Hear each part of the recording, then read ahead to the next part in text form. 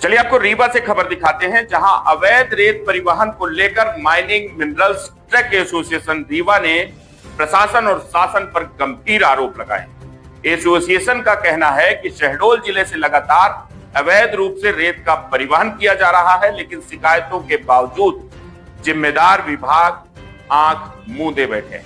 रीवा में आयोजित एक प्रेस कॉन्फ्रेंस में माइनिंग मिनरल्स ट्रक एसोसिएशन के अध्यक्ष अनिल मिश्रा ने खुलासा करते हुए बताया कि शहडोल जिले की सीमा से बड़ी संख्या में अवैध रेत से लदे ट्रक रोजाना रीवा जिले में प्रवेश कर रहे हैं। इसका सीधा असर रीवा के करीब 500 वैध मोटर मालिकों पर पड़ा है, जिनका कारोबार लगभग पूरी तरह ठप हो चुका है। हालात इतने खराब हैं कि वाहन मालिक ना तो गाड़ियों की किस्तें चुका पा रहे हैं और ना ही अपने परिवार का भरण पोषण कर पा रहे हैं। अनिल मिश्रा ने प्रशासन की कार्य प्रणाली पर सवाल उठाते हुए कहा कि जहां एक ओर अवैध गाड़ियां बिना टीपी और बिना नंबर प्लेट के खुलेआम सड़कों पर दौड़ रही हैं, वहीं दूसरी ओर वैध दस्तावेजों के साथ चलने वाले वाहनों को निशाना बनाया जा रहा है। उन्होंने हाल ही में तहसीलदार व्यवहारी द्वारा ट्रकों पर की गई कार्यवाही पर भी सवाल उठाए। एसोसिएशन ने यह भी सवाल उठाया कि बुढ़वा, सतनी, झिरिया, कुबरी और नौगटा जैसे इलाकों से अवैध रेत परिवहन हो रहा है। देवलोन थाना क्षेत्र से लोड होकर रामनगर, जिगना और गोविंदगढ़ होते हुए रीवा में प्रवेश करने वाली गाड़ियों पर कार्रवाई आखिर क्यों नहीं हो रही?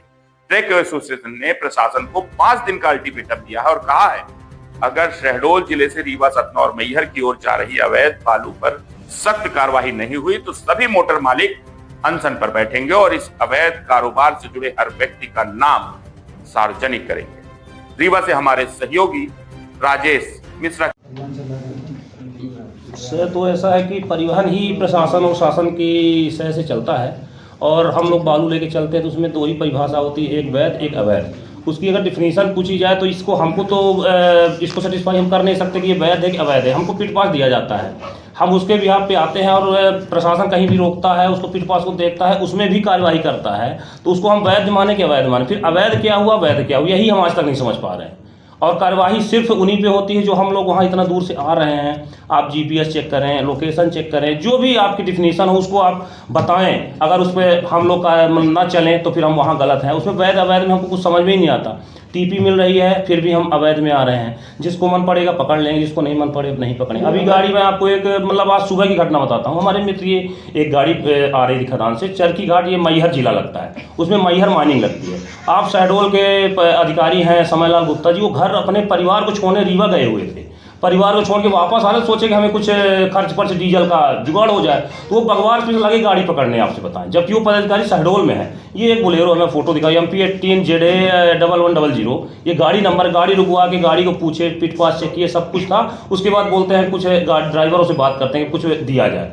मतलब ये शहडोल जिले में मतलब आप अपना विभाग छोड़ के मैहर, बघवार हर जगह आप कार्रवाई करने के, तो फिर मैहर और सीधी और रीवा की माइनिंग को बंद कर दिया जाए, पूरा प्रभाव समयलाल गुप्ता जी को दे दिया जाए। वही शहडोल से पूरा जिला चला लें, पूरा मध्य प्रदेश चला लें। अगर एक ही आदमी को पूरा डिफिनीशन करना है तो फिर वही कर ले।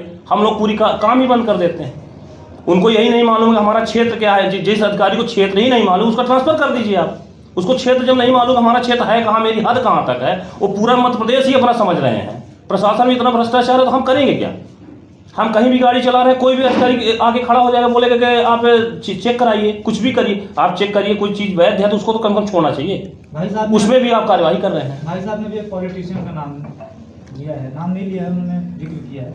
कौन है वो पॉलिटिशियन? अगर देखिए हम लोगों की जो हमारी वैध मांग है, अगर उसको प्रशासन द्वारा नहीं पूरा किया जाता, हमारे ग्रुप में जितने भी सदस्य हैं, हम लोग एक अनिश्चितकालीन हड़ताल या जो हमसे बनेगा उसमें हम जा सकते हैं, अगर हमारी मांगे पूरी नहीं होती। क्योंकि हम लोग गाड़ी चला तो पा नहीं रहे, देखिए परेशान है बहुत ज़्यादा, क्योंकि हम लोग खदान से गाड़ी लाते उसमें भी कार्यवाही हो रही है। अगर ऐसा व्यक्ति कौन है जिनका बाद में बताएंगे, इनका सबका नाम जो भी है अभी कहना कुछ वो नहीं है। इसको पुख्ता करने के बाद ये कोई बात हो पाएगी, और अगर इसके बाद भी अगर कोई हमको उपचार नहीं होता है तो इसके बाद फिर वो भी आपसे प्रशासन के माध्यम से जो भी होगा वैध बातें ही की जाएगी। हम लोग जो भी बातें करेंगे ऑथेंटिक और वैध, जिसका हमारे पास प्रमाण होगा, हम सिर्फ वही बातें आपसे रखेंगे। अब ये भी कुछ कहना ठीक नहीं है। भाई बिल्कुल सत्ता पक्ष के हैं, क्योंकि सत्ता जिनकी है उन्हीं का तो पक्ष है। विपक्ष वाले तो वैसे भी परेशान, विपक्ष वाले कोई भी हो परेशान, सत्ता जिसकी है उसी का तो पक्ष है ना। वो जो चाहेंगे वही तो होगा। ये तो आप भी लोग समझदार हैं, सभी समझदार हैं, जिसकी सत्ता है वही तो पक्ष है, जो जहाँ चाहेगा वहीं रहेगा, सीधी सी बात है। तो बस यही है कि हमको उपचार चाहिए, उपचार जितना जल्दी करवा सकें उतना है। गाड़ी में अगर वैध टीपी है, आप गाड़ी चेक करिए, हम लोग की टीपी है, पिट पास है, आप गाड़ी को परेशान मत करिए। बाकी जो अवैध है उनके साथ जो आपकी इच्छा है कार्रवाई करिए, जहां जो करना है करिए, हमसे उससे मतलब नहीं है, पर वैध गाड़ियों को कृपया ना छेड़ें। अवैध गाड़ी कौन चला रहा है, नाम बताएंगे आप? नाम भैया कुछ नहीं, गाड़ियां जैसे बताया गया कि बाणसागर क्षेत्र हो गया, रामनगर क्षेत्र हो गया, जो अधिकारी वहां के हैं या जो भी एक टीम गठित है, एसपी साहब ने कोई टीम भी गठित की है शहडोल से, वो टीम को अपना कार्य करना चाहिए। हमारा सोचना ये है कि जो टीम गठित हुई जिस कार्य के लिए, अगर अवैध कार्य के लिए रोकने के लिए गठित हुई तो उनको जाना चाहिए और अपना कार्य उनको यथावत करना चाहिए। सबको अपना अपना कार्य अगर करेंगे तो हमें इतनी परेशानी आएगी ही नहीं। पर लोग यहाँ अपना कार्य छोड़ के शहडोल जिला के अधिकारी बिल्कुल सीधी और रीवा की मानी को संभाल रहे हैं, तो इसको क्या करेंगे। अवैध भंडारण भी बहुत देखा जाता है कि अवैध भंडारण भी करके लोग बालू यहाँ नहीं, अवैध भंडारण में कुछ ऐसा नहीं है, कार्रवाइयाँ भी चल रही हैं, जो जैसा है तो कर रहे हैं, कल भी हुआ है, कार्रवाई होती है। पर अवैध में ही कार्रवाई हो, हमारा बस ये जो अवैध है उसमें बिल्कुल कार्रवाई हो, वैध में कार्रवाई ना हो, बस यही हम लोग चाहते हैं। संभागीय कमिश्नर से शिकायत की आपने?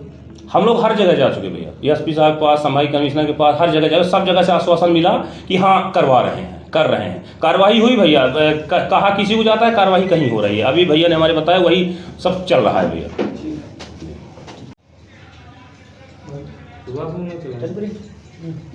बताइए, आज प्रेस कॉन्फ्रेंस रख रहे हैं, क्या विषय है? क्या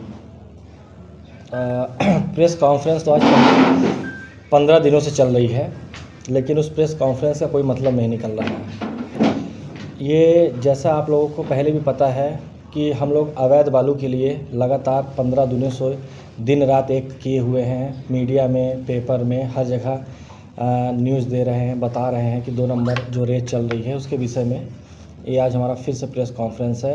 अभी विगत दिनों में हम लोगों ने शासन प्रशासन से अपील की थी कि 2 नंबर की गाड़ियों में कार्रवाई की जाए, जो अवैध रेत लेके आ रही हैं, सतनी से, बुढ़वा से, झिरिया से, कुबरी से अवैध रेत जो लेके आ रही है शहडोल ज़िले से, उनके लिए हमने कई बार बोला, लेकिन बहुत अफसोस की बात है कि 1 नंबर की गाड़ियों में कार्रवाई करके उन्हें अवैध बताया जा रहा है। ये इतनी मोटर मालिकों के साथ इतना बड़ा अत्याचार हो रहा है, तो हम लोगों की आवाज़ इतनी दबाई जा रही है, तो हम लोगों की आवाज़ कौन सुनेगा। अभी 5 दिन पहले व्यवहारी में तहसीलदार साहब ने 8-10 गाड़ी जो 1 नंबर की थी, नदी से लोड करके आई थी, वैदिक टीपी थी, उस पर पूरे पेपर थे, सारी चीज़ें मौजूद थी, उनमें कार्रवाई करके उन्हें अवैध बताया गया। तो मैं तहसीलदार साहब से ये जानना चाहता हूँ, समझना चाहता हूँ कि आप उसको अवैध बता रहे हैं तो क्या उसमें प्रमाण है कि वो अवैध है गाड़ी? अगर आपके पास प्रमाण है तो आप माइनिंग में जाइए, जितनी गाड़ियाँ आपने पकड़ी है वहाँ माइनिंग से उसकी डिटेल निकलवाइए। सब गाड़ियों में टीपी थी, सब गाड़ी वैध थी, इसके बाद भी अवैध गाड़ी में कार्रवाई की गई। वैध गाड़ी में कार्रवाई क्यों की गई उसका भी कारण और मतलब समझिए आप। क्योंकि जो 2 नंबर की बालू चल रही है शहडोल ज़िले से, बुढ़वा से, देवलोन थाना से जो 2 नंबर की रेत चल रही है, हर जगह सबका एक हिस्सा बटा हुआ है, सबको बराबर हिस्सा जा रहा है। सबके ऊपर मीडिया के माध्यम से, शासन प्रशासन के माध्यम से प्रेशर आया, क्योंकि ये पैसा बहुत ऊपर तक तो नहीं जा रहा है, बीच में जाके रुक जाता है। तो जब प्रेशर आया कि 2 नंबर की गाड़ियों में कार्रवाई करो, तो